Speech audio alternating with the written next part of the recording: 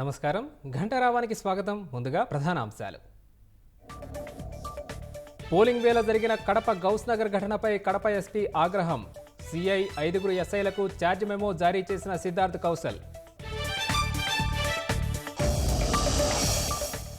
హింసాత్మక ఘటనలపై దర్యాప్తు మొదలుపెట్టిన సిట్. తిరుపతి పద్మావతి మహిళా వర్సిటీలో విచారణ.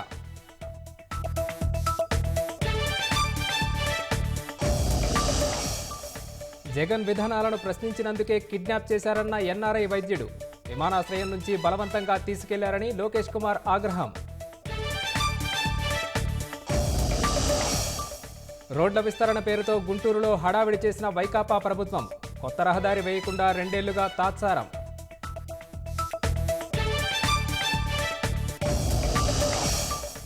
ప్రజ్వల్ అశ్లీల వీడియోల వ్యవహారంపై స్పందించిన దేవేగౌడ. తప్పు చేసిన వారిని వదిలిపెట్టొద్దని ప్రభుత్వానికి విజ్ఞప్తి.